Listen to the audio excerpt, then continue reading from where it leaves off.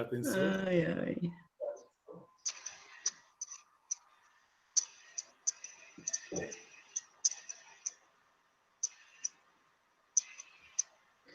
Boa tarde. O Anderson. Boa tarde, Joãozinho. João.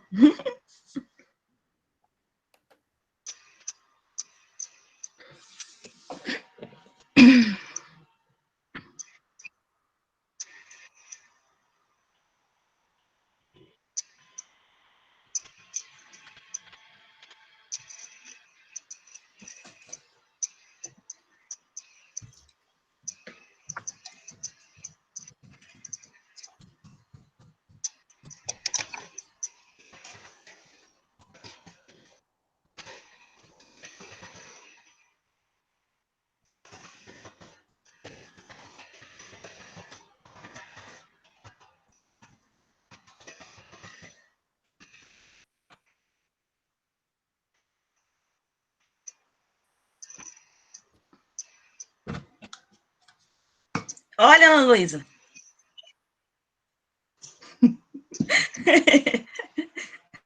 Vamos brindar? O negócio não tá bonito, não. Vamos fazer um brinde?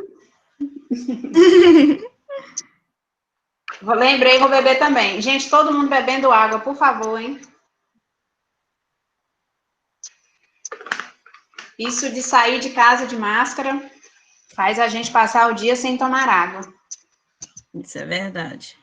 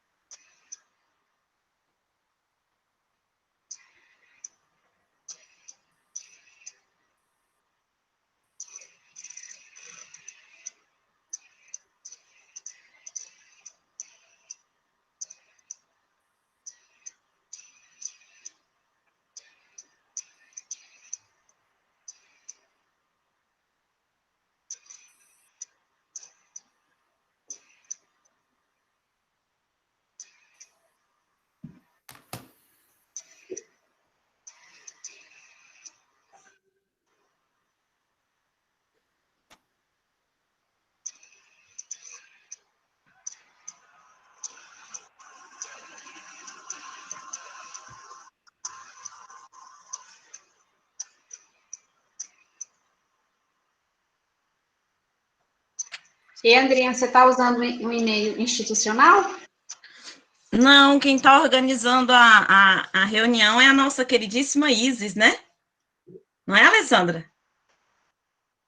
Ah, então ela está usando da UFT, né? Então dá para gravar. Isso já está gravando.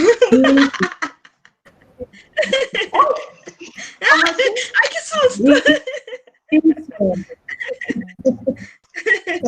Ai, você falou alguma coisa. Ainda bem que você não falou nada, né, Ana? Ai, ai. Ilma aqui me mandou áudio. Pedir autorização, ninguém me pediu. Alessandra, fala pra Ilma aí que eu só vou ouvir esses áudios dela daqui a pouco.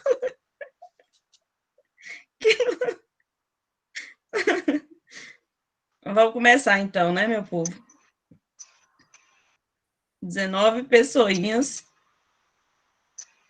E como nós somos pontuais. Mas é a vida, né, Andra? Fazer o quê? É a Ninguém tem vida, coragem né, de vir, né, na reunião.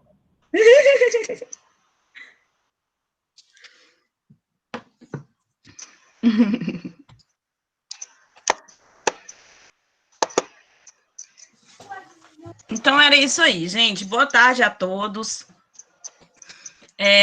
Antes de mais nada, eu iria já pedir permissão a todos para gravar a reunião, né? Porque esse é um dos protocolos. E aí, a Isa já começou gravando a reunião. Não, na verdade, agradecê-la por ter disponibilizado esse tempinho para ajudar, né? Nos ajudar aqui nesse momento. Eu me chamo Andra Martins Ribeiro, né? Sou professora do CEPI Polivalente, professora Antusa, e estou aqui hoje na função de mediar um pequeno bate-papo, uma pequena conversa com o nosso entrevistado de hoje, que eu vou apresentá-lo daqui a pouquinho, viu, para vocês. Também quero apresentar as colegas Ana Luísa Alves Veloso, professora de matemática da instituição também. Oi, gente. Ela também é professora de projeto de vida, né, da nossa escola, das segundas séries, né, Ana? Segundo B. Isso, segundo B. E de projeto de vida, segundo A e segundo B. Isso.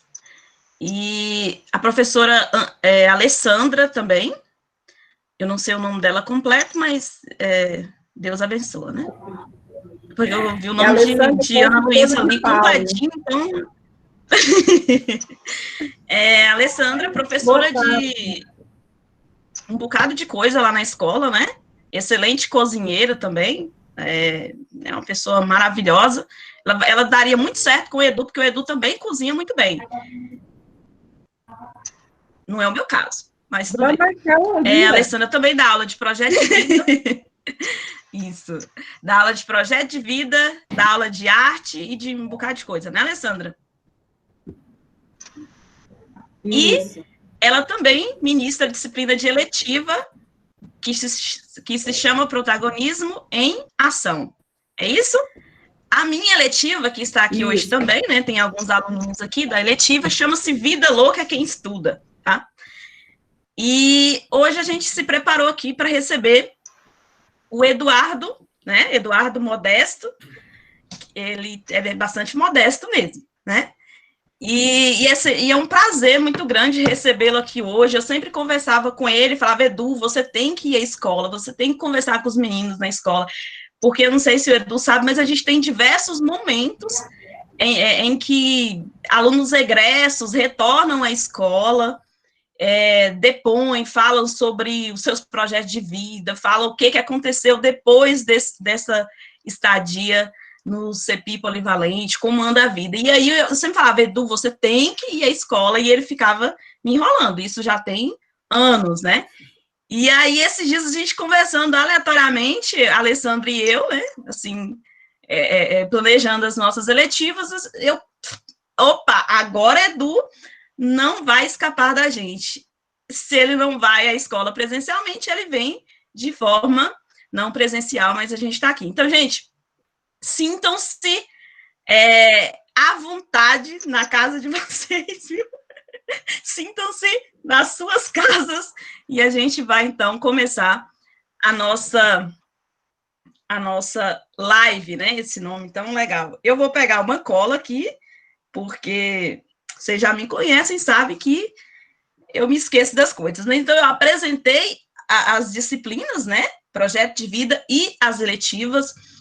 O projeto de vida, Edu, na nossa escola, é a premissa principal. Todas as disciplinas do núcleo comum, do núcleo diversificado, se baseiam, se fortalecem nessa disciplina que é o projeto de vida dos alunos. Então, tudo o que envolve é para que a gente ajude os nossos alunos a construir seus projetos de vida. Então, é o carro-chefe, como diz a minha mãe. E as eletivas são disciplinas, como o próprio nome diz, né, são disciplinas que os alunos escolhem, e vários desses alunos aqui escolheram a vida louca, escolheram o protagonismo em ação.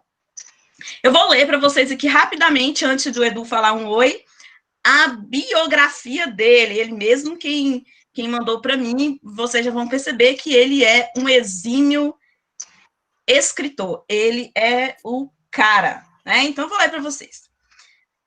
Eduardo nasceu em Campos Belos quando Domingos Cardoso era prefeito.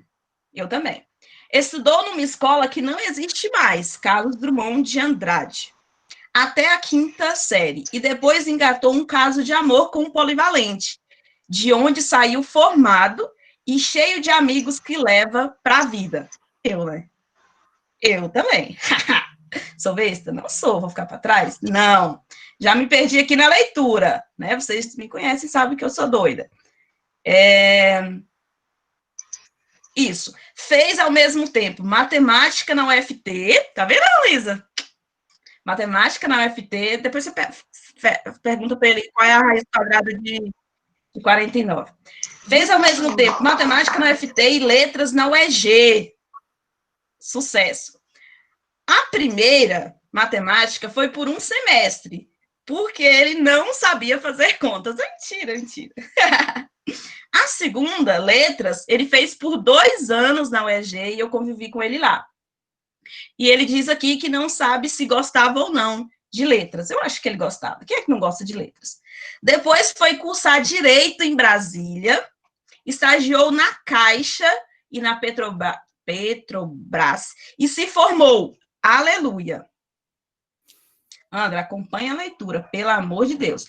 Abriu escritório que mexia com assuntos do Congresso e deu grana no começo, e deu ruim depois e fechou. Entrou no escritório Martinelli e, quando já estava lá, descobriu que era um dos maiores do país. Que chique. Especializou-se em trabalhista, depois tributário, mas faz o que o chefe manda. No mais, Eduardo é adventista, não come carne vermelha há 14 anos e está passando a pandemia em Campos Belos, morando de novo em sua cidade após tantos anos. Até o vírus passar, ele está cuidando de inúmeros gatos e cachorros, indo ao Compre Bem, nosso shopping, né? Ele não é besta.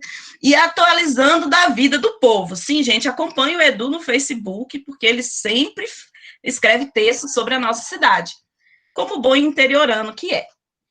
E está aqui trabalhando em home office. Essa é a biografia que o Edu mandou para a gente, né? E aí, diante dessa biografia, eu já digo boa tarde, Edu.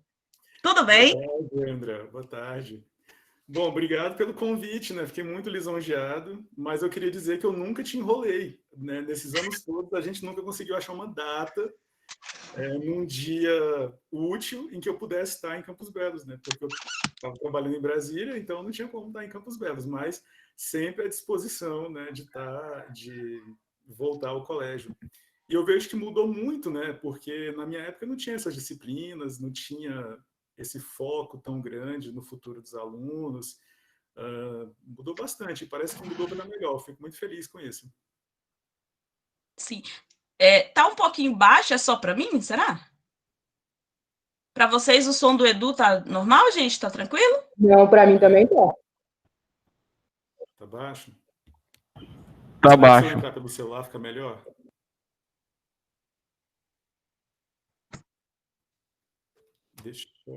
Deixa eu tentar entrar pelo celular, com aquele link que você me mandou. Só um instante.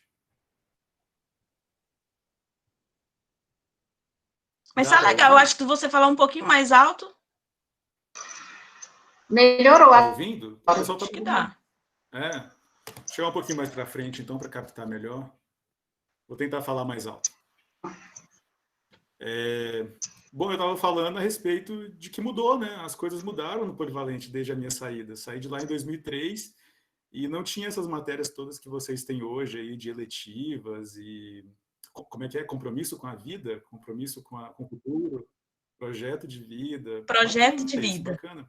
Demonstra que o colégio se importa, né, com o que os meninos estão estudando e com o que eles vão escolher para a vida deles. Isso é bacana. E no mais, eu disse que, André, não foi porque eu não quis ir ao colégio, né? Porque a data nunca deu certo. É verdade. Que bom que deu certo hoje, né, Edu? Gente, se alguém quiser fazer alguma pergunta, tá? Pode usar o chat aí que a gente vai ler as perguntas de vocês. Beleza? Então, nós vamos, fazer a primeira pergunta, e você também, como eu disse, pode fazerem perguntas aí à vontade, em relação a alguma dúvida, alguma coisa que vocês queiram falar.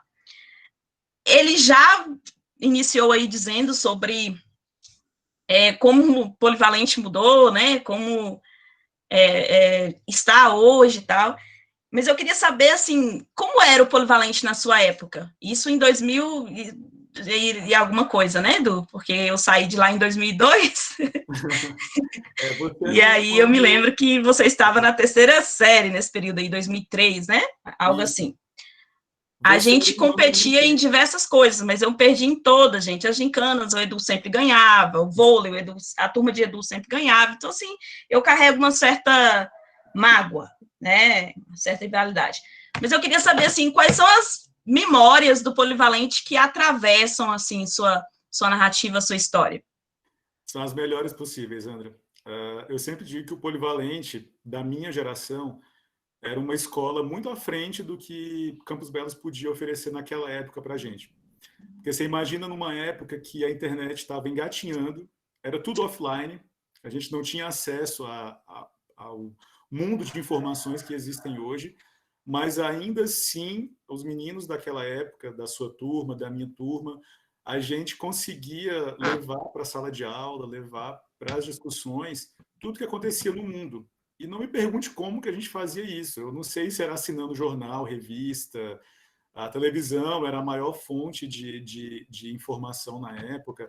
E o que eu me lembro muito do polivalente da minha turma, pelo menos, nunca se conformar com o status quo, nunca se conformar com a realidade de Campos Belos na época.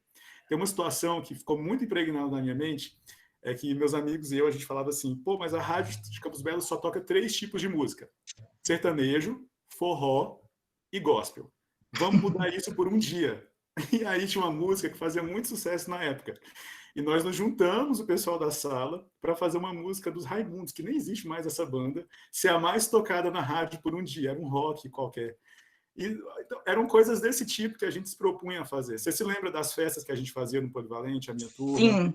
A gente conseguiu levar toda a turma para Porto Seguro sem pagar nada, só com dinheiro arrecadado. Montamos uma empresa.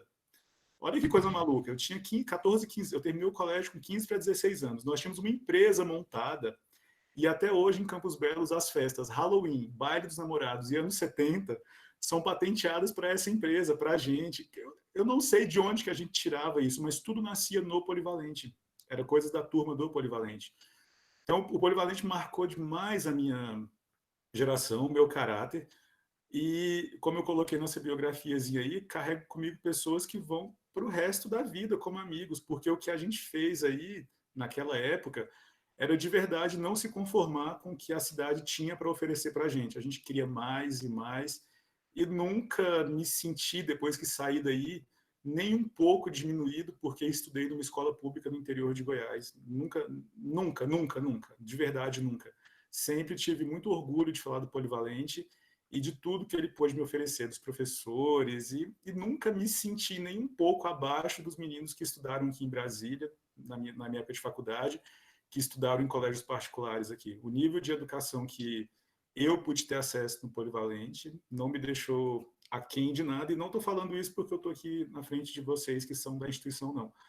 Falo isso com a maior tranquilidade, com a maior sinceridade, porque é verdade. Isso.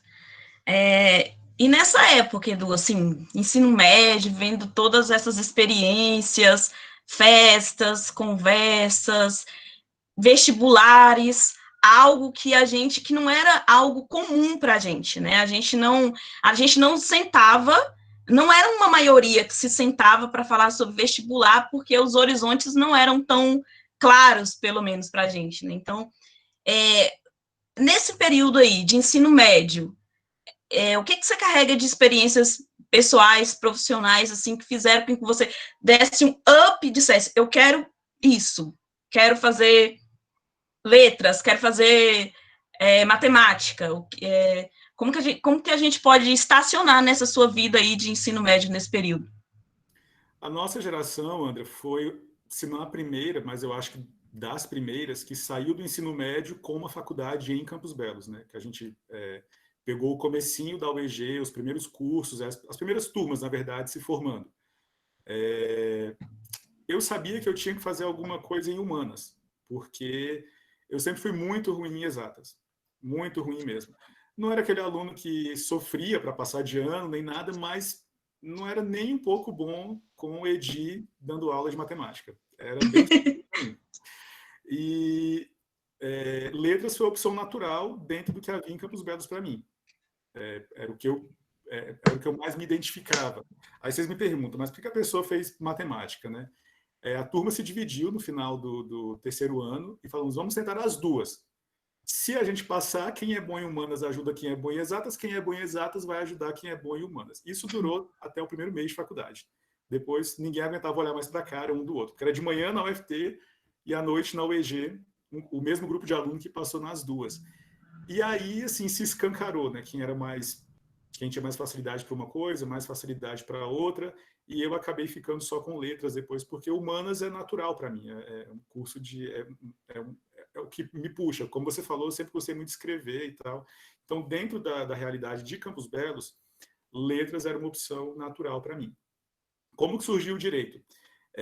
Em 2005 para 2006, o governo federal, na época, o presidente Lula lançou as primeiras bolsas para alunos egressos de colégios públicos que não tinham condição de pagar por uma educação superior em universidades particulares. E aí, a nota era via Enem, como eu acho que deve ser até hoje, né? Mas estava tudo muito engatinhando. A nossa turma, a sua turma e a minha pegou os primeiros Enems, assim, a gente era boi de piranha.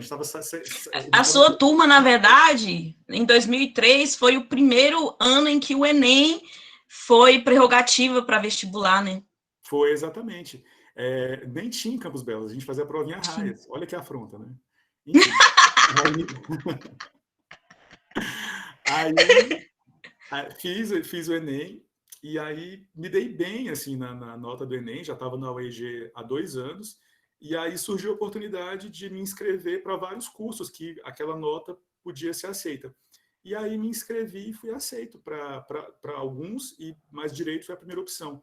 Por conta dessa coisa de ser se bem que direito não é de humanos, eu vim descobrir isso depois, são ciências jurídicas, mas era o que mais se parecia comigo, e também por uma questão prática.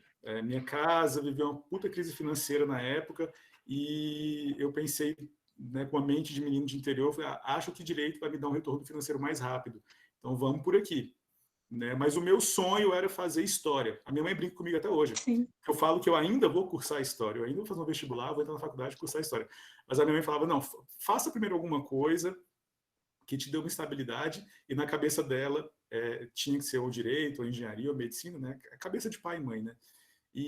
Então teve esse diálogo com seus pais também, né? Porque é um momento bem decisivo, e é importante que tenha esse diálogo, né? Às vezes os pais da gente querem que a gente faça, sei lá, medicina, e você quer fazer direito, você quer fazer história, né? Você quer fazer música, e é importante esse diálogo nesse momento, né, Edu? A avó queria que fosse pastor, a mãe queria que fosse advogado, e por aí vai, né? Porque as pessoas sonham em cima da gente, né? Você sabe, André, porque você era da mesma turma que eu na escola, não da mesma turma física, né? Você era de uma série adiantada, mas você andava com as mesmas pessoas que eu, e você sabia que você era nerd tanto quanto. Então, assim, as pessoas depositavam uma expectativa de que tem que ser isso, tem que ser aquilo, porque começam a sonhar sonhos para você que nem sempre são os seus sonhos, mas você entende a expectativa das pessoas.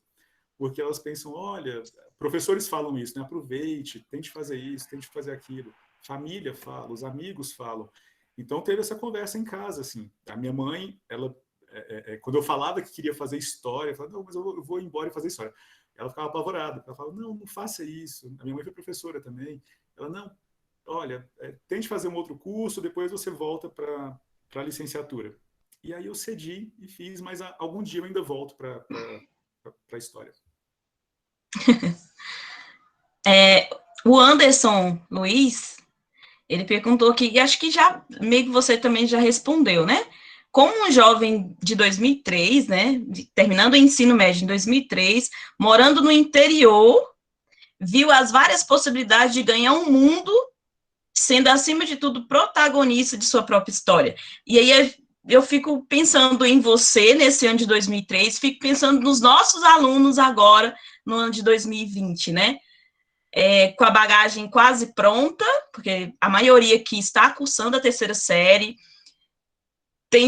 Nós temos diversos alunos que os pais, a gente sabe que os pais não têm condições, os seus pais também não tinham condições de mandar você naquela época, né, de fomentar seus estudos naquela época. A gente sabe que era tudo muito difícil e hoje é até muito difícil.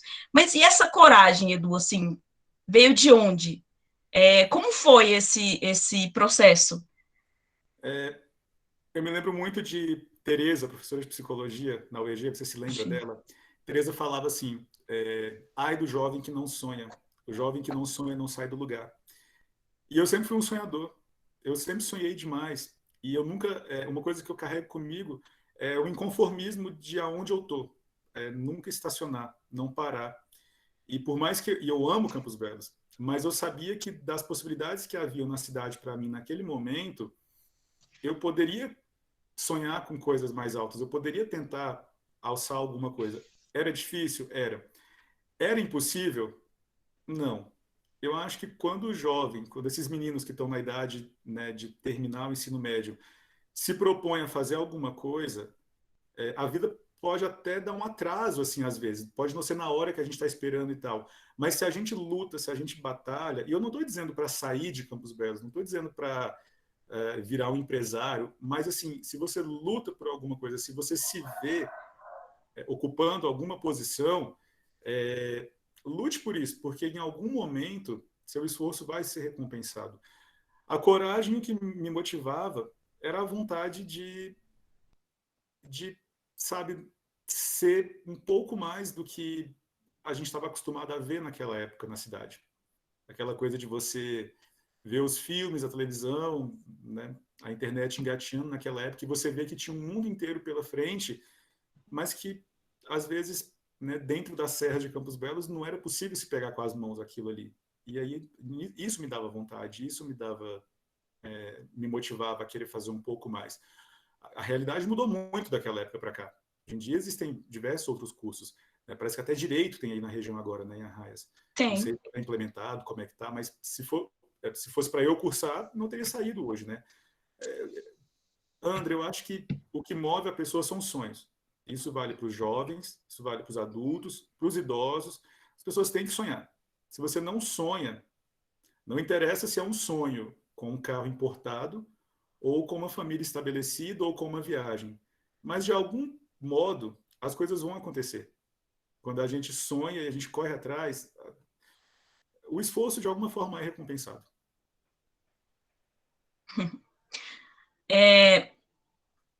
No ano passado, eu perguntei, assim, para um... Eu perguntei, não, conversando com um aluno, e eu disse para eu perguntei, a gente sempre pergunta, na verdade, né, qual é o sonho, qual é o projeto de vida, lembrando que o projeto de vida não está somente na questão da profissão em si, né, de um curso superior, mas aí a gente sempre pergunta em relação a isso, e o aluno disse para mim, assim, que ele gostaria de fazer direito, e eu falei, não, então você estuda para fazer direito aqui em Arraias. Ele, não, eu quero ir embora, sabe, assim, Edu, você também sentiu isso? Porque eu fico um pouco. Eu sou tão apaixonada por Campos Belos, nós somos, né? Mas a gente teve aquela fase de querer pegar as nossas coisas e, eu quero ir embora dessa cidade, eu quero ir embora, eu quero sair dessa casa, eu quero, sabe, aquela rebeldia de jovem. Sim. Aí a Alessandra perguntou assim: como você percebe esse jovem hoje?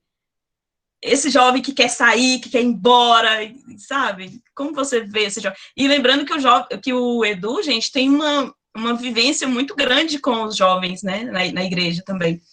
Sim. Eu acho que ir embora é só o começo de um sonho.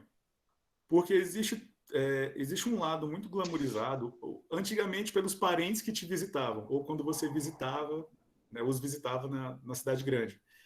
Mas hoje em dia, talvez pelas redes sociais, né, pelo mundo de informação que esses meninos têm, existe um glamour muito grande que depositam na vida de uma cidade longe, né, maior que Campos Belos, numa capital, Goiânia, Brasília, por exemplo. Mas ir embora, né, começar uma faculdade fora, é só o começo do sonho e é só o começo dos perrengues. Porque todo o glamour fica em casa no primeiro dia de aula. E o sofrimento é bem maior. Sofrimento que eu digo no sentido de esse menino que quer fazer faculdade de direito fora. Existem prós e contras de fazer a faculdade em Arraias ou numa cidade maior. A cidade maior pode dar oportunidade para ele de ter melhores estágios, uma rede de contatos maiores, conhecer bastante pessoas, né, dentro do meio acadêmico, mas existem certas facilidades que os jovens, os adolescentes, realmente não colocam na ponta do lápis quando saem de casa, como, por exemplo, o ônibus lotado todo dia, o perrengue de ter que comer fora de casa, o custo de vida que é muito alto, mas eu dou total apoio para aqueles que querem tentar viver isso, porque como você falou, ao mesmo tempo que é um ato de rebeldia, de independência, coloca os pés desses meninos no chão, porque é você entender que o mundo não é o mundo das redes sociais, onde está todo mundo feliz postando foto num show, na piscina, com os amigos e tal. A vida numa cidade como Campos Belos, onde você resolve boa parte das coisas a pé, né, de bike, para algumas coisas é bem mais tranquilo, você consegue ter acesso a bem mais coisas mais rápido. Numa cidade grande, você tem que ralar um pouquinho mais. Sem contar a indiferença das pessoas, né, que você vai ser só mais um no meio da multidão. E aí depende do estilo de vida que você quer. Né? Mas esses meninos que querem sair de Campos Belos hoje, querem experimentar coisas novas, eu acho bacana, eu acho que faz parte do sonho, mas eu acho que tem que se ter em mente que isso é só o começo do sonho. Porque a partir do momento que você desce do ônibus, na rodoviária de uma cidade grande, você é colocado numa selva que é totalmente diferente do que a gente está acostumado a viver em Campos Belos, ou numa cidade como Campos Belos. Não que isso seja ruim, mas tem que se saber que é diferente.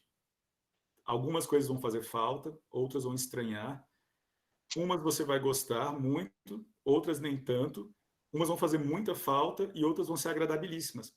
Mas, correndo atrás do seu sonho, se a cidade grande faz parte dele, ela vai te proporcionar coisas bem bacanas. Pode proporcionar, sim. Mas há que se ter o pé no chão de sempre pensar que não é aquela vida que a gente imagina quando é adolescente. Já vou poder fazer isso, shopping, cinema, teatro, show... Vila Mix. Vila Mix. Isso aí é a ponta de 2 horas, 3 de um fim de semana que você consegue fazer essas coisas, porque a vida real é bem diferente. Inclui, sim, diversão e amigos e tudo mais, mas tenham em mente que ir embora de casa implica em você fazer um monte de concessões, um monte, né? E assumir um monte de responsabilidades também. Mas eu acho uma experiência válida, acho uma experiência que cresce, coloca os pés no chão, te faz dar valor em cada centavo que você tem que gastar e te faz crescer de uma hora para outra. É aquela história de aonde você chora e a mãe não vê. É bem parecido com isso. É verdade. Agora, uma pergunta que eu vou fazer que muito me interessa, viu, Edu? Você sempre se destacou na escola, e eu sou prova viva disso, em relação à produção escrita. Sempre, sempre mesmo. Inclusive, você se saiu muito bem na redação do Enem, no ano que você fez. Inclusive, o Edu guarda até hoje, gente, a notinha dele. E eu, né, se hoje, Edu, né, se o Enem fosse hoje, Edu ia sair no blog do Dimnomar Miranda, né, como referência de Campos Belos. Porque ele tirou 1000 na redação do Enem em 2003, né, Edu? Ou 2004, 2006? Foi no Enem de 2005. Uma hora a gente acerta alguma coisa aqui nesse negócio, né? Mas, e aí a pergunta que eu quero te fazer, quais caminhos que você percorreu para poder chegar a essa proficiência na escrita? Andra, eu acredito naquela teoria das inteligências múltiplas, né? Que a gente vem com várias, se destaca em algumas são inerentes e outras você consegue desenvolver ao longo da vida. Com 30 e tantos anos, eu fui descobrir que eu tinha habilidades múltiplas. E isso não é nada vantajoso para quem vive assim na prática, porque o cérebro vira uma confusão. Você tem que saber em que focar, porque é muito difícil você conseguir fazer várias coisas ao mesmo tempo. É muito difícil você se destacar em várias coisas ao mesmo tempo. Por exemplo, exatas eu nunca consegui ser bom. Nunca consegui mesmo. Sempre foi um tormento para mim. Na parte da escrita, o lado de ciências humanas sempre me puxou. Desde o começo da escola. Desde o começo. Mas algumas coisas me fizeram gostar de escrever. A primeira delas é o exemplo, né, da mãe, do pai dentro de casa. Como eu falei, minha mãe era professora. Então, em casa, sempre teve uma disponibilidade de livro muito grande. Tá? Então, se gostar de ler sem ler, ou se gostar de escrever sem ler e escrever em casa, é muito difícil. E quando eu digo ler, não é ler, ai meu Deus, eu tenho que ler Machado de Assis hoje. Não. Quando eu era criança, eu lia Gibi, eu lia X-Men, eu lia Turma da Mônica, tinha essas assinaturas em casa. Quando fui ficando adolescente, eu lia, sei lá, Pedro Bandeira, ainda existe isso? Existe. De adolescentes. Sempre fui muito envolvido com a literatura da igreja, como eu disse, e você conhece um pouco, meio adventista, ele é todo literário, tem um turbilhão de literatura à disposição para todas as faixas etárias. Então, isso sempre me influenciou muito. Então, era natural para mim colocar no papel algumas coisas. Mas eu vejo que não há como uma pessoa se desenvolver na escrita sem praticá-la e sem ler. É impossível. Você tem que ter, no mínimo, um pouco de afinidade com a língua que você está se propondo a escrever alguma coisa. Né? Não dá para você estudar uma gramática, uma língua, uma literatura e não conhecê-la. Eu acho que ler é o primeiro passo. O segundo é praticar bastante a escrita. Só se aprende a andar de bicicleta caindo, só se aprende a escrever escrevendo. E com o passar do tempo, você vai aprimorando e você vai caminhando para técnicas, né? Poema, por exemplo, é uma coisa que eu nunca soube fazer. Não sei fazer um poema. Tem gente que tem uma baita facilidade. Mas, dentro do mundo das crônicas, das resenhas e dos textos mais técnicos, eu sempre tive facilidade. Na escola, também tem aquela coisa de você se espelhar em algumas pessoas. E eu me lembro de professores como Regina, que eram o meu espelho na escola, assim. As pistas literárias, as aulas de Regina eram inspiradoras, que eu acho é o que você faz hoje com seus meninos em literatura também. O papel do professor é fundamental. Quando você toma ranço de um professor, você toma ranço daquela disciplina na sua vida. Quer um exemplo? Na faculdade a gente tem uma matéria em civil que é de contratos, aprender a analisar contratos. Eu tenho uma puta dificuldade hoje em contratos, de analisar contratos, a teoria do contrato, como é que se faz uma petição envolvendo contratos, porque no semestre da matéria de contratos, a minha turma inteira odiava o professor. O cara era péssimo, não tinha didática nenhuma, e isso se reflete na minha vida profissional até hoje. Assim, eu tenho muita dificuldade na disciplina de contratos, porque eu passei um semestre ignorando ela na faculdade, e tirando uma nota só que desse para passar. Então, acho que na medida do que os meninos admiram e gostam de determinadas matérias, aquilo ali vai moldar para sempre. A primeira vez que eu fui para fora do Brasil, foi para um país aqui da América Latina, e eu percebi que eu conseguia falar espanhol. E me perguntaram onde que eu aprendi espanhol. E eu falei, no colégio. Porque eu amava as aulas de espanhol no Polivalente. E eu comprava aqueles livros fininhos da época, estudava, praticava em casa. E assim que eu tive disponibilidade de internet em casa, eu lembro que eu comecei a ler os jornais da Argentina por curiosidade, para aprimorar a língua. E sozinho aquilo ali foi entrando na cabeça. Então eu acho que a escola tem um papel muito grande. Vocês, professores, têm um papel de formar o caráter das crianças no sentido de trazê-las para determinadas matérias. E na escrita, a Regina teve um papel fundamental na minha vida. Regina, Cibele, tantos outros professores de português que a gente teve que, nossa, é fundamental o papel. Você falou aí da Cibele, esses dias eu estava me lembrando lá na roça, a Cibele deu aula para mim 6 meses apenas, né? Porque ela era esposa de uma bancário, não era isso? Do gerente. E acho que foi a melhor professora que eu tive na vida, assim. É incrível como a pessoa marca a gente e não precisa ser por muito tempo, né? É incrível isso mesmo. O professor Anderson também fez mais uma pergunta. Muito obrigada aí pela participação, viu, gente? Os alunos podem perguntar, os professores podem perguntar. O Anderson perguntou, quando você decidiu o que fazer, você colocou os pés no chão e traçou um plano? Assim, você fez um plano? Porque a Ana Luísa eu acho que é só na segunda série que se faz isso, se eu não perdi a formação. Faz um plano, né? E os alunos têm que fazer todo o processo, traçar as metas, os objetivos. Então, assim, há um projeto mesmo que o aluno tem que fazer de vida. Não é só uma disciplina no sentido metafórico, não, sabe, Edu? O aluno faz no sentido concreto da palavra, faz um projeto ali de vida. E aí você fez isso, você traçou esse plano, você definiu as metas, e aí ele ainda pergunta mais, saber o que fica mais fácil de... Eu não entendi, mas... é de focar suas metas. Então, saber o que fica mais fácil de focar suas metas. Acho que isso que ele quis perguntar. Eu nunca consegui fazer meta. Sabe essa meta detalhada de falar assim, eu vou engordar tantos quilos, vou perder tantos quilos? Ou eu vou comprar o carro tal, modelo tal? Isso eu não consigo fazer, essa coisa assim específica demais. Isso eu não consigo. Mas eu sempre tive metas para a minha vida. Por exemplo, terminar um curso superior. Eu tenho que ter. Então, quando eu desisti de letras, desisti de matemática, eu tinha na minha mente que eu não podia desistir de mais nada, porque o tempo estava passando e eu precisava concluir alguma coisa.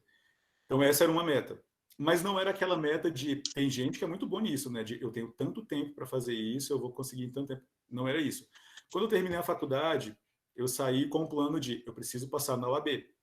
Então, eu me joguei na UAB para conseguir a UAB. Depois disso, eu pensei, preciso de um emprego para comer. Porque aí, né, cortou o apoio que eu tinha em Brasília, que era de uma tia que me cedia o apartamento para morar. E aí eu precisava de um emprego. Então, eu comecei a entrar no mercado de trabalho, tentando as oportunidades que me davam. Eu não tenho metas, como eu disse para vocês, aquela meta de falar assim, no mês tal desse ano eu vou fazer isso e vai ser... Essa coisa muito específica eu não tenho. Mas a meta geral do tipo, vou fazer um curso superior, em seguida vou tirar a OAB e vou conseguir um emprego e vou me especializar. Isso eu tinha, quero isso para minha vida. Quer ver uma coisa que eu nunca quis para minha vida? Ser funcionário público. Quando terminou a faculdade, 90% dos meus amigos saíram para estudar para concurso público, até porque Brasília, né, que a cidade respira isso. Mas não era a minha meta. Inconscientemente era o que eu não queria. Então eu tive que enfrentar, inclusive, uma resistência em casa, meus pais e tal, porque na cabeça deles era inadmissível alguém não querer fazer concurso público para ter estabilidade, né, e tal, aquela história toda. Mas eu não queria isso. Na minha cabeça não era o que eu queria. Eu queria conseguir logo um emprego que pagasse meu aluguel, que me comprasse, que fizesse supermercado e que eu pudesse pagar minhas contas. E foi isso que eu fiz. Mas quanto à questão do ter o pé no chão, apesar de ser muito sonhador no sentido de, nossa, o mundo está aí cheio de coisa, tem que conseguir, eu sempre fui muito racional. O mundo está aí cheio de coisa, mas se eu não ralar pra caramba, eu não vou conseguir. E não vai cair do céu. Não vai cair sabe? Confio muito em Deus, muito. Entrego minha vida nos detalhes para Ele e em alguma outra oportunidade eu posso contar como é que eu consegui entrar na Martinelli. Foi assim, um direcionamento totalmente divino, porque não estava nos meus planos, foi num dia totalmente aleatório. Então, além de ter essas metas gerais traçadas, eu confio muito em Deus e coloco nas mãos dele. E aí, algumas pessoas chamam de universo, outras chamam de vida, eu chamo de Deus. Outras chamam de sorte. Acho que a partir do momento que você leva a sua vida para determinado caminho, deseja tal coisa, faz a tua parte, mas entrega, né, no caso de quem acredita, quem não acredita, ótimo, não tem problema nenhum. Mas daquele que é o meu caso, que acredita, né, a fé conduz. A fé também vai te levando e quando você vê, as coisas acontecem na sua vida. Então, tenho sim metas, mas metas gerais. Mas admiro quem tem as metas assim, eu vou fazer mestrado em tal área, com tal professor, quero trabalhar em tal, sabe? Isso eu não tenho, mas as metas gerais, no sentido, eu quero isso, não quero ser promotor, não quero ser juiz, não quero concurso público, quero um trabalho tal, assim. Isso eu tinha comigo. Muito pensando na praticidade de me sustentar, sair logo da esfera dos meus pais. Isso eu tinha. A aluna Maria Clara Morim, né, do terceiro B, perguntou aqui, ó. Antes, a falta de oportunidade fechava as portas, e hoje em dia temos uma vasta lista de oportunidades, meios e formas de alcançar um sonho. Para você, esse excesso de oportunidades pode atrapalhar na tomada de decisões? Muito boa a pergunta. Sim, pode, e eu sempre digo isso. Ainda mais para os meninos que terminam muito novos a escola. Imagina você colocar um menino de 15, 16 anos, na minha opinião, é muito novinho para decidir o que vai fazer pelo resto da vida. Então, o que eu acho que pode ajudar? Primeiro, os pais. Sentar, conversar, buscar uma ajuda, né, de quem te conhece mais do que você mesmo, no caso dos seus pais. Tentar entender o que pode ser bom e tal, para tentar colocar um rumo na sua vida. Eu terminei o colégio bastante novo. Terminei o polivalente, como eu disse, de 15 para 16. Com 16, eu estava fazendo as duas faculdades lá com os amigos, né? A UFT e a UEG. Só que depois eu descobri que não tinha nada a ver comigo, não era nada do que eu pensava para minha vida. Por conta dessa idade baixa, né, por ser novo ainda na época, eu consegui mudar, né, com 18 eu vim fazer direito. Mas eu acho sim, a moça que perguntou, eu acho que o excesso de oportunidade pode atrapalhar dentro desses fatores. Meninos que terminam muito novos e talvez não tenham apoio dos pais, que não tenham apoio ou de algum professor que esteja perdido na vida, sem saber o que fazer. É importante sentar e conversar com pessoas que tenham mais experiência para tentar entender como é que a vida funciona, porque a vida não é só Instagram, Twitter e Facebook, e não é só o colégio, o ensino médio. Depois disso daí, vem uma certa solidão, vem uma certa angústia, porque a vida vai começar de fato no sentido da maturidade, e a tomada de decisões nessa fase é muito importante. Aí você coloca um menino aqui na frente da UNB, por exemplo, os que vêm para Brasília fazer faculdade. Tem 50 e tantos cursos. Gente, na minha opinião, é uma crueldade que se faz assim, se a pessoa não tem um mínimo de discernimento do que é. Eu tive uma amiga que escolheu, na época, biblioteconomia e não sabia o que era. Pegou a nota mais baixa da prova, né, e aplicou para aquilo. Então, assim, eu acho que pode atrapalhar. Eu acho que pode sim, sempre digo isso, se forem meninos e meninas muito novos. Então, conversem com os pais, conversem com o tio. Todo mundo tem aquela tia, aquele tio que é mais despachado, ou foi embora, ou não sei o quê, ou que gosta, sei lá, é mais antenado. Eu tinha muito apoio das minhas avós também, eu gostava muito com as minhas avós. Amigos, sentem, troquem ideia e tentem estudar assim, o que esse curso faz. O que um biomédico faz de diferente de um médico, que faz de diferente de um químico, que faz diferente de um engenheiro de alimentos? Sabe, entender o que as profissões fazem. E aí você traz para dentro da sua realidade. Bom, eu moro perto de Campos Belos, eu moro em Campos Belos, que fica perto de Barreiras, Gurupi, Palmas, Brasília, Goiânia, e a oferta de cursos são essas. Eu vou aplicar minha nota para quê? Né? E esquece aquela coisa de mercado saturado, esquece aquela coisa de não vou conseguir, porque se você for bom, você pode fazer, sei lá, qualquer curso que você vai se destacar, mas basta do interesse e da quantidade de informações que você carrega. Então, se eu pudesse dar um conselho, novinhos como vocês são, se informem, conversem com pessoas que podem orientá-los, porque o excesso de informação e o excesso de oportunidades também atrapalham. Sim. A gente também, Edu, tem uma disciplina na escola que se chama pós-médio, e aí na terceira série essa disciplina se chama Mundo do Trabalho. E é uma disciplina justamente voltada para isso, sabe? Para ajudar o aluno a entender essa quantidade de possibilidades que se tem aí.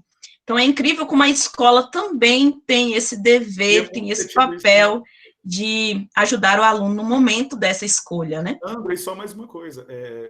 Estou falando muito aqui de faculdade o tempo inteiro. Acho que na situação que a gente vive, no país que a gente vive, no Brasil, o curso superior ainda é o gatilho mais rápido para uma ascensão social. Ainda é. Mas em países como a Alemanha, você é automaticamente direcionado ou para um curso superior ou para um curso técnico. A gente não pode subestimar as outras vertentes que existem de oportunidades. Sem contar que existe também a oportunidade do empreendedorismo, do esporte. Sim. Mas, assim, tudo isso aliado a muito estudo. Então, muitas pessoas ficam desesperadas porque não conseguem passar no primeiro vestibular e não sabem o que vão fazer da vida. Por isso, é muito importante analisar o que você tem de oportunidades perto de você na sua vida no momento em que você está vivendo, né? Se é o empreendedorismo, se é abrir um negócio, se é fazer um curso técnico, se é trabalhar na empresa da família, na fazenda da família, se é de fato um curso superior, mas sempre tem em mente que o que vai me trazer retorno, tanto material quanto satisfação pessoal e profissional para a minha vida. Mas acho que na situação que a gente vive hoje, na realidade brasileira, o curso superior ainda é o gatilho, ainda é a forma mais rápida de ascensão social. Sim, muito boa observação, viu, Edu? Bacana mesmo. A gente também na escola tem a tutoria, e aí lembro que um tutor meu no ano passado disse assim, eu perguntei para ele, e aí, o que você quer? E ele, professor, eu quero ser caminhoneiro, sabe? É o sonho dele. O status dele é caminhoneiro o dia inteiro, sabe? E aí eu disse assim, você tá certo, é o seu sonho. E aí eu só falei para ele, mas de caminhões um dia. Sim, e aí eu ainda foi bem naquela época que a gente estava vivendo aquele período, né, de greves e tal, e eu falei para ele assim, você já viu como que sua profissão é importante para o país, para o desenvolvimento do país? E aí a única coisa que eu disse para ele é, eu só preciso entender quais estratégias, assim, quais caminhos que você está tentando, ou que você vai tentar percorrer para poder chegar a esse sonho. Então a gente não tem que pensar realmente, quando a gente trabalha de projeto de vida na escola, não é pensar somente nessa questão, né, do vestibular, mas, como você disse, é, de fato, a porta de entrada para essas inúmeras possibilidades. E aí, gente, Edu, falando em relação ao seu sonho, né, ao seu projeto de vida e ao sua profissão, uma pergunta que os meninos sempre fazem quando alguém vai à escola. Perguntou, inclusive, para o delegado, tá? O delegado foi à escola e teve um corajoso que perguntou para ele. Advogado ganha bem, Edu? Como que um advogado, quais são as áreas de atuação? São várias perguntas, isso aí foi só para dar uma... Mas quais são as áreas de atuação de um advogado? O que ele tem de fazer para poder chegar a ganhar, assim, um salarinho, assim, melhor? Então, vamos lá. Falando aquela coisa do glamour, eu acho que existe um resquício colonial de glamour muito grande em cima do direito. Muito grande. A cerimônia da OAB é a mesma quando se chamava entrega das lentes, desde a época de Dom Pedro. O primeiro curso superior do Brasil foi o curso de Direito. Os advogados são chamados de doutor, né, e alguns defendem lá o decreto de Dom Pedro de 1826 com unhas e dentes para se aferrar a um título que não tem. Então, assim, existe um glamour muito grande dentro do direito. Tanto que foi a minha primeira opção de curso, como bom menino do interior. Mas o direito, apesar desse glamour, é uma profissão como outra qualquer, onde o menino e a menina recém-formados vão ganhar o salário que o mercado dita. E aí, tanto é um jogo encarniçado de capital, de mercado, que cada OAB, cada estado tem o seu piso para proteger os meninos recém-formados daqueles aventureiros que vão pagar. Eu fiz audiências por você fazer uma audiência para ganhar R$70, R$100. Então, assim, tem essa preocupação, sabe, de os recém-formados chegarem no mercado de trabalho e serem surpreendidos com o brutalismo que é o capitalismo, né? Advogado ganha bem? Tem advogado que ganha bem, assim como tem professor que ganha bem, assim como tem médico que ganha bem e tem médico que ganha o piso do Estado. Vai depender muito de que profissional você vai ser. Depende muito de quem vai ser você dentro da sua carreira. Aqueles que escolhem advogar por conta própria, né, que são empreendedores, que vão abrir o seu escritório, vão viver a montanha-russa de um mês com muito, um mês com pouco. Porque um mês você vai ter muito trabalho, no outro você não vai ter. Então, é um empreendedor normal, né? Vai ser um profissional autônomo normal. com todas as peculiaridades do direito. Não sei se você já percebeu, mas não existe propaganda de advogado. É vedado marketing de advogado. Então, é apenas o boca a boca. Né? Não existe propaganda de escritório de advocacia. Você não vê na televisão, você não vê na revista, você não vê na internet. Então, assim, tem advogado que ganha bem? Tem. Tem advogado que consegue ganhar bem. Mas, como tudo na vida, são ascensões na carreira. Você vai subindo na carreira e aí, obviamente, que vai se acumulando conhecimento, vai se passando o tempo, e para aqueles que são assalariados, o salário vai aumentando, para aqueles que são autônomos, a carteira de clientes pode ir crescendo, mas eu repito, tudo isso dentro daquele espectro de que tipo de profissional você é. Eu desconheço advogados júniores que saem, tirando aqueles que os pais têm grana e vão ser empregados pelos pais ou pelos tios, né, ou pela banca da família. Ninguém vai sair da faculdade ganhando 10 mil reais. Aí eu sou um advogado e tal. Não, não é assim. A realidade nua e crua é que os advogados saem da faculdade para ganhar o piso, que está ali por volta de 3 mil reais, né? Se forem assalariados. Se forem autônomos, aí vai depender do seu poder de marketing, quantas ações você vai conseguir pegar no mês, né? Áreas do direito que dão dinheiro. A área do direito que, por excelência, dá dinheiro é o tributário, tá? Porque você mexe com impostos. Então, são valores muito altos. Então, quanto mais conhecido é o seu cliente, mais chance de crédito, de impostos a recuperar você vai ter, então mais dinheiro se ganha. O escritório que eu trabalho, né, como eu falei, depois que eu estava nele, que eu vim descobrir o tamanho que ele era, entrei totalmente perdido da vida nele, tem grandes clientes. Então, você imagina, eu estava resolvendo hoje um problema da Havan, mas tem aquela loja, né, do tiozinho lá, tem Coca-Cola, Volkswagen, são empresas grandes. É diferente você advogar para empresas desse porte e empresas pequenas. Dentro desse universo, eu sou assalariado. Então, eu recebo aquilo que o mercado fala com uma pessoa, na minha faixa de formação, com o meu tempo de formado e com o que eu posso retribuir para o escritório, recebe. É diferente de quem está entrando hoje no mercado, que não vai ter ainda a bagagem, nem as rugas, nem o cabelo branco que eu tenho, e vai receber um pouco menos. Tudo na vida a gente vem com calma. Eu entrei nesse escritório ganhando bem pouquinho mesmo. Foi uma aposta que eu fiz para ter alguma coisa no final do mês para pagar o aluguel, né? E deu certo. Foi dando certo, está dando certo. Estarei nele daqui a 10 anos? Não sei. Tudo na vida é uma aposta que você faz. Então, resumindo assim, em poucas palavras, a pergunta dos meninos. Tem advogado que ganha bem? Tem. Tem advogados milionários. Tem advogados que ganham mal? Muitos. Muitos mesmo. Qual que é a diferença? O tipo de profissional que você é, quantas horas você estuda por dia, quantas pós-graduações você faz e a sua capacidade de atrair clientes. É basicamente isso. O advogado é um comerciante que não pode fazer propaganda. Ele tem que ganhar com competência no tribunal. Então,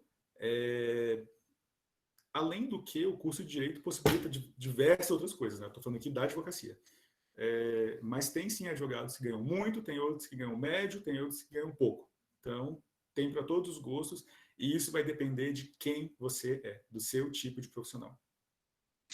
É verdade. E isso se estende a diversas profissões, né? Várias profissões mesmo. A gente já está chegando ao final do nosso bate-papo aqui, está sendo tão bacana, viu, Edu? Sério mesmo, muito bacana mesmo. Eu sempre aprendo muito com você sabe disso. E aí a Renatinha fez uma pergunta. O Anderson também fez uma outra pergunta, mas eu acho que você já respondeu. Agora eu fiquei curioso. Como você entrou na Martinelli? E é uma história longa, acho que a gente pode marcar um outro dia. Mas foi bem curioso, foi totalmente aleatório, não foi nada providencial pensado por mim, não. Mas que bom que você conseguiu. Aí a Renatinha perguntou, como você disse anteriormente, a sua avó, Dona Terezinha, é isso? Dona Terezinha. A sua avó queria que você fosse uma coisa. A sua mãe queria que você fosse outra. Porém, o seu sonho era diferente. Eu estou nessa barca também. Minha mãe quer que eu me forme em medicina, mas eu sonho em formar em direito. Olha que legal. E agora eu me sinto muito confusa. Sim. Há alguma dica para você dar para Renata? Renata, eu acho que acima do fetiche com direito está o da medicina, né? É o que qualquer criança, qualquer pai, qualquer mãe quer que o filho seja. E eu entendo, porque das profissões é a que você sai melhor empregado e é aquela que não falta emprego nunca. Você tem aptidão para a saúde? Porque eu não tenho. Se eu tiver que aplicar uma injeção, acho que a pessoa se estribucha e morre do meu lado, e eu não consigo. Se for a sua aptidão, ok. Acho que você pode pensar, né, em cogitar. Se o seu sonho é direito, agora eu te pergunto, por que o seu sonho é direito? Tem algum familiar que faz, que você teve contato? Algum seriado que você assistiu? Por que o seu sonho é direito? Porque às vezes a gente tem que pensar muito nisso, né? Como eu disse no começo, o meu sonho sempre foi história. E o meu motivo de gostar de história é porque sempre foi a minha matéria preferida na faculdade. É o que eu consigo falar por mais tempo, até hoje. Fui professor de história quando morava em Campos Belos. Então, assim, era uma tendência natural por conta da matéria que eu gostava na faculdade. É muito complicado falar para você, faça isso. Faça esse curso. Porque você é única. Suas aptidões são únicas, suas vontades são únicas, e você tem que pensar muito naquilo que está ao seu alcance imediato. Qual o preço que você está disposto a pagar para ter um sucesso profissional? Você tem aptidão para medicina, porque um curso de saúde é complicado em vários sentidos, mas é extremamente recompensador para aqueles que conseguem e gostam. Eu não tenho vocação nenhuma para medicina. Como eu disse, eu não sei dar uma injeção em alguém. Então seria bem complicado para mim. Agora, se você tem o sonho do direito, e eu não sei de onde que vem esse teu sonho, né, talvez seria bom você tentar analisar de onde que vem essa vontade de fazer direito, pensa com calma a respeito do que está te motivando a fazer isso. Leia muito sobre o universo do direito. Vá ao fórum, acompanhe as audiências que são públicas, né, depois da pandemia. Tente entender como é que funciona e estude bastante as duas áreas para você tentar entender o que acontece em uma e o que acontece na outra. Porque as experiências dos profissionais de uma e de outra, cada um vai te falar uma coisa diferente. Então, é uma decisão extremamente pessoal. E aí isso vai muito do que você é, de quem é você. Quem é a Renata, né? Quem é a Renata que está tendo que escolher a profissão? É alguém que é totalmente pendente para o mundo jurídico, naturalmente, é uma vocação inata, ou é alguém que tem alguma vocação que a mãe vê, que tem alguma vocação para a área da saúde, ou nisso tudo eles só querem um retorno financeiro rápido, o status da profissão, o glamour. Se for só por isso, não compensa. Se for só por isso, aí é viver o sonho de outro. Agora, se for só para ter retorno financeiro, ninguém pode te julgar. Isso aí é uma escolha sua. Eu acho que se eu pudesse te dar uma dica agora perca bastante tempo, né, ou ganhe bastante tempo, estudando as duas áreas. Tente se envolver o máximo que você puder dentro aí da sua realidade em Campos Belos, com uma coisa e com outra. Acredite muito pouco no que você vê em seriado e filme, porque é muito glamorizado e não tem nada a ver com a realidade. Mas tente se envolver aí na sua realidade. Né? Agora está meio complicado por causa da pandemia, mas depois que passar, à medida que der tempo, converse com pessoas da área, tente acompanhar o dia a dia.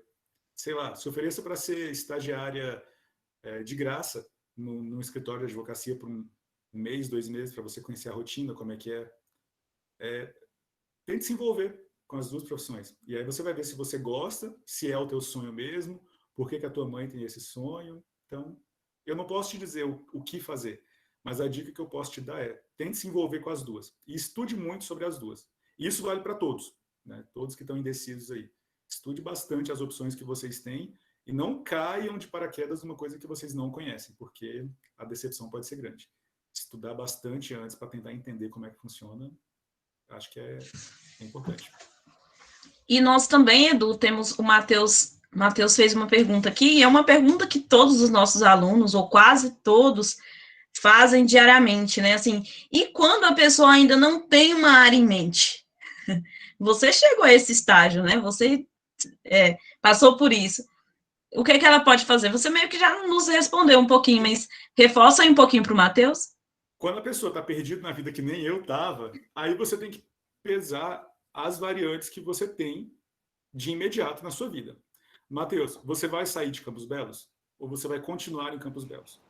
Se você for continuar em Campos Belos, pegue aí as opções que você tem disponíveis para você. Você tem o EG, o FT, Instituto Federal, a faculdade particular, e tente desenvolver, a partir do que elas te oferecem, aquilo que você mais se identifica, mais com aquele outro conselho. Estude cada um dos cursos. Tente entender como é que funciona cada um dos cursos. Converse com a Andra sobre letras, converse com alguém sobre a matemática, sobre a pedagogia, sobre os cursos de agronomia, administração, né, que eu acho que tem no IF também, para entender o que tem. Agora, se você for sair de Campos Belos, seu leque amplia muito. Aí você precisa realmente tentar começar, a partir de agora, a entrar nesse universo de eu me dou melhor em humanas ou exatas? Eu me dou melhor em pintura, em artes ou em esportes? Eu vou me envolver mais com o corpo humano, ou com papéis, ou com terra, ou com água? O que eu gosto? Ou com animais? Eu acho que você tem essa resposta, no fundo, assim, do que é que te atrai. Eu, por exemplo, nasci numa família onde eu sou a primeira geração de homem que não mexe com vaca, com terra. Porque aonde eu consigo me reportar, e está até escrito aí na história de Campos Belos, desde que o primeiro antepassado meu chegou, e todos mexendo com vaca. Então eu quebrei uma tradição bem antiga, porque não tinha nada a ver com isso. Não era para mim. Eu acho que, no fundo, Matheus, você sabe mais ou menos quais são suas afinidades. Você deve gostar, deve ser muito bom ou em esportes, e isso não vale só para futebol, é em esportes em geral. Para ser um bom educador físico, você pode ser muito bom em escrever, em fazer conta, em mexer com animais, em mexer com biologia, e a partir disso, começa a estudar as oportunidades que essa sua área de afinidade te dá. E aí acho que você começa a afunilar, e aí você vai encontrando alguma coisa que te atrai, né? Acho que primeiro é você analisar quais são as suas opções imediatas. Você vai sair, não vai? Vai ficar em Campos Belos, vai para fora? E a partir daí você vai afunilando e vendo o que você se identifica. Muito bem, então. A Alessandra fez uma pergunta aqui, e eu a deixei para o final, justamente porque acho que dá um fechamento aí. Edu, você, durante a sua adolescência no Polivalente, você exerceu diversas funções aí que hoje a gente considera ações protagonistas, ações de protagonismo, né? Os meninos toda quinta-feira se reúnem em clubes juvenis e eles são os agentes das suas próprias histórias. A gente fica em reunião numa sala, né? Eu estou com saudade dessas reuniões, que absurdo. E aí eles vão, criam esses clubes. E a principal premissa desses clubes é o protagonismo. E a Alessandra fez uma pergunta: você se considera um protagonista da sua história? Olha, diante de tudo isso aí? eu sou muito... Quando eu fazia letras, no ensino médio, a escola literária que eu sempre gostei era o realismo naturalismo, que fala que a gente é muito produto do meio. Mesmo a gente tendo as nossas opiniões próprias, a gente é influenciado pelo meio. Eu sou protagonista da minha história na medida em que eu tomei decisões que me colocaram aonde eu estou hoje. Mas ninguém consegue nada sozinho. É preciso toda uma rede de apoio para você chegar onde você chega. É mais difícil para uns, é mais fácil para outros. E aqui a gente nem entra na discussão de meritocracia, essas coisas não. Se ser protagonista da própria história é você não ter tido interferências e ninguém ter imposto nada para você, e você ter corrido atrás de sonhos que deram certo, então sim, eu sou protagonista da minha história. Agora, se ser protagonista da sua história é você ser alguém que conquistou tudo sozinho, e quando eu digo sozinho, é aquela pessoa que ralou absurdamente para conseguir tudo, então eu tenho que dividir essa história com vários protagonistas, porque desde os professores até o apoio que a família deu, e várias coisas, várias outras variantes que aconteceram para que eu chegasse aonde eu cheguei. Então eu acho que na medida em que eu tomei decisões que foram respeitadas pelos demais e ninguém me forçou a impedir o meu caminho, eu consegui ser protagonista da minha história. Mas eu não consegui vencer sozinho. Então, aquele agradecimento que a gente faz lá na primeira página do TCC é bem verdade, assim, porque você não consegue chegar onde chegou sem umas noites em claro e o apoio de família, amigos e Deus. É meio complicado, mas, de certa forma, sim. Eu tive a oportunidade de correr atrás, de ir atrás de coisas que eu não poderia esperar de outras pessoas e corri atrás para conseguir sem esperar de que caísse do céu ou que, sei lá, que batesse na minha porta. Então, nesse sentido, eu fui protagonista. Mas para que os sonhos se realizassem, além desse protagonismo, teve umas ajudinhas aí. As professoras querem falar alguma coisa? A professora Ana Luísa, Alessandra, Sandy, o Anderson. Algum aluno também quiser abrir o microfone para fazer alguma pergunta, sintam-se à vontade. André, Oi. Primeiro eu quero dizer que foi um prazer conhecer o Luiz Eduardo. Eu não tive o prazer de ser sua professora, mas aprendi muito com você. Esse fechamento sobre protagonismo aí, você me fez ver um leque diferente. Então, assim, quero dizer para você que você é iluminado, e que muito obrigada por contribuir com a gente. Aprendi muito com você hoje, viu? Parabéns pela sua história de vida. Imagina, prazer é todo meu.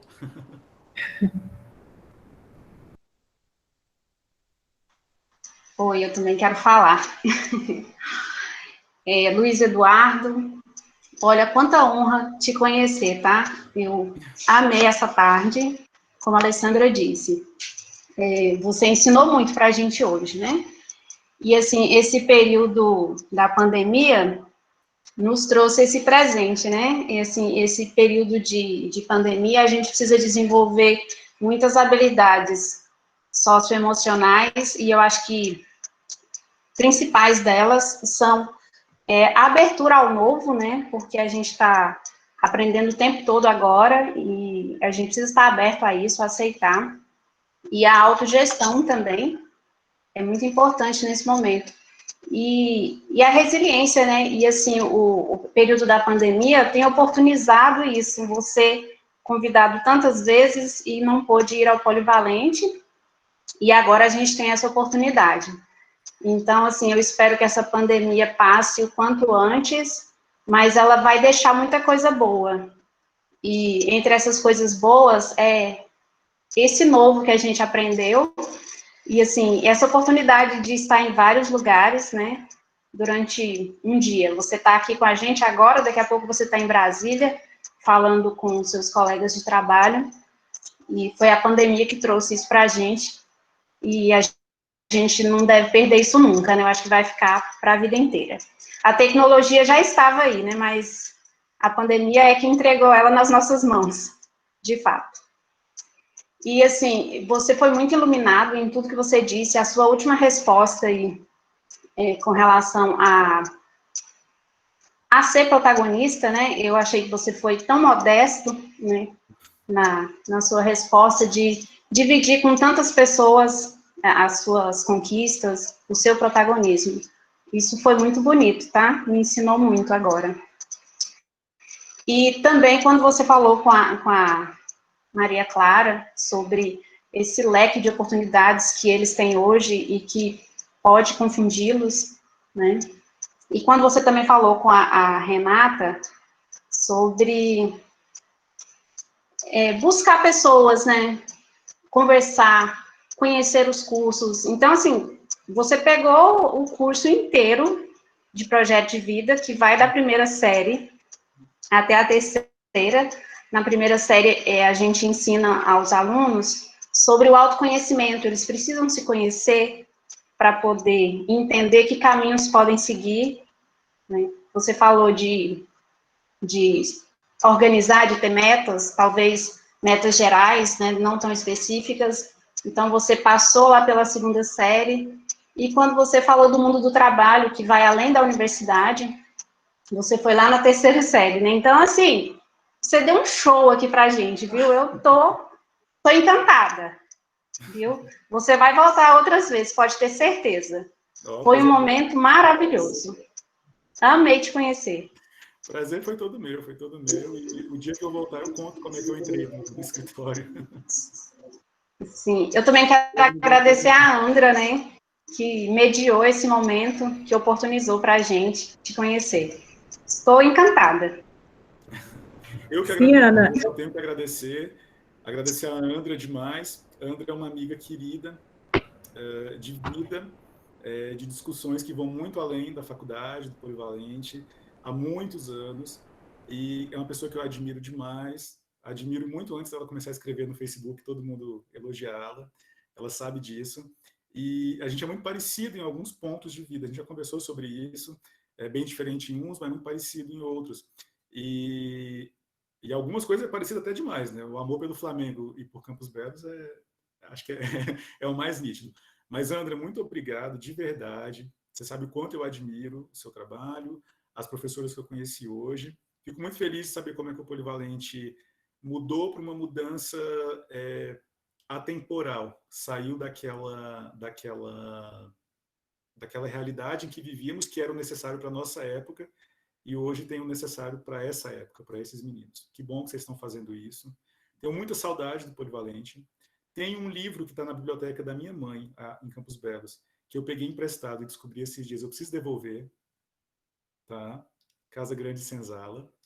Não me lembro quem era a bibliotecária, não me cobrou, está lá em casa até hoje. Prometo que irei devolver. E, se possível, farei uma doação de outros livros para a biblioteca também, para compensar o período. Ai, Edu, você é muito engraçado.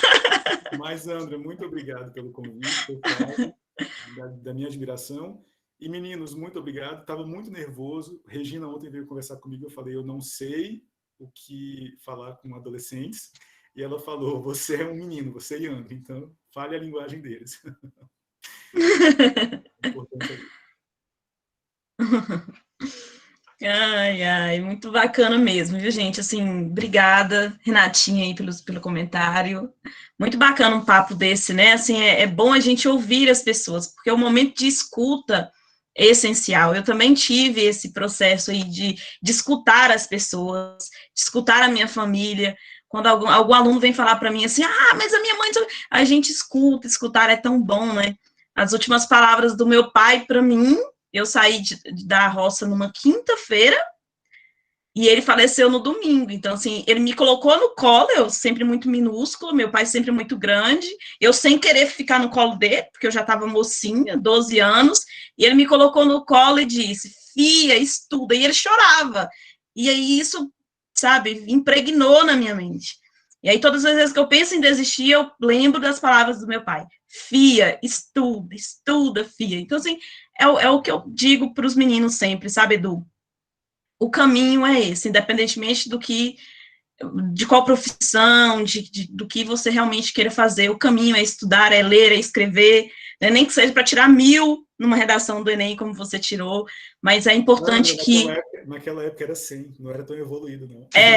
Né? Mas eu estou sendo modesta.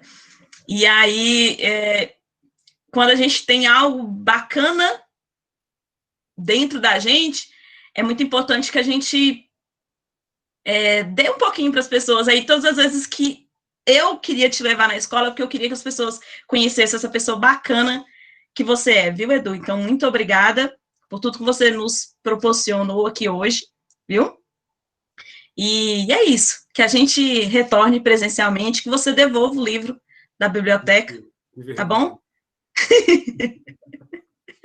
Que Deus o abençoe. Outra coisa muito bacana, assim, que me tocou muito, é esse Deus tão bonito que mora em você, e que chegou bem aqui, pertinho da gente, viu? de mim. Eu também acredito nesse Deus. Ele é quem nos ajuda a construir realmente o nosso projeto de vida. Muito obrigada.